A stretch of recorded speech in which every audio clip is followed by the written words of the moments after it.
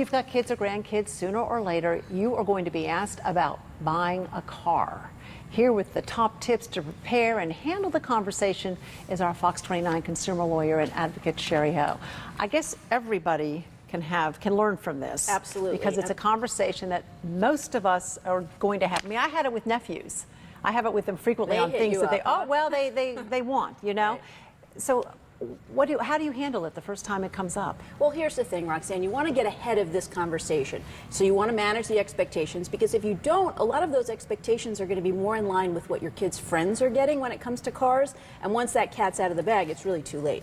So you want to really start focusing on the process and the price tag a couple of years in advance. The best way to do that is really easy. Just stop by a couple car dealerships as you're driving around. We're always looking for things to do with our kids. And check out those sticker prices and the features. Begin to develop your own checklist of priorities. So obviously at the top of that checklist is going to be safety features.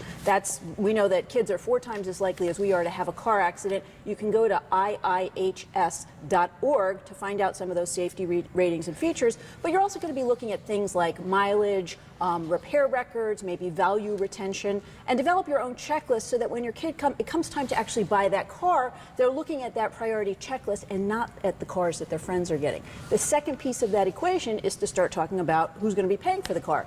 And kids can start saving as much as they're able to with birthday present gifts or Christmas gifts or even part-time jobs. And then a lot of the time parents want to match that. If you start that process early, you'll be in a much better position when the actual time comes. And you really want to take advantage of all of these teachable moments, because it's a very memorable time, and those are lessons that will stick with your kids. I have a question I want to ask about that, but I want to get to some of the other top teachable moments. Sure. Since you just followed up about the teachable moments going in when it's first coming up. And then what else do you talk about? Sure. Well, I think the biggie is the difference between wants and needs. And that checklist is going to really help out with the priorities, what you're looking for. It's not necessarily about the color of the car. Safety airbags are much more important than that, for example.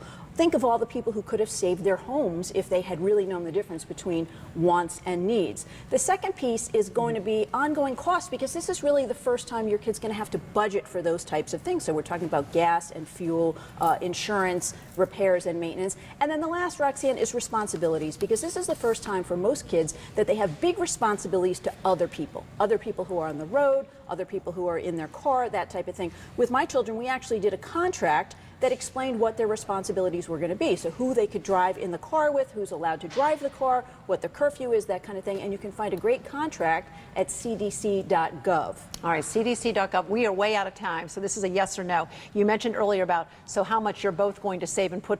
Do you suggest strongly that the kid not just be given, your child, not just be given a vehicle, that it becomes a partnership kind of? It makes much more sense for a lot of reasons for them to have skin in the game, and more than 55% of kids actually do contribute to their car purchase. Well, that's good to know. Sure. A lot to learn about it. No wonder my mother cried the first time we each drove out of the driveway on our own. Thanks, Shari. Let's go back to Mike.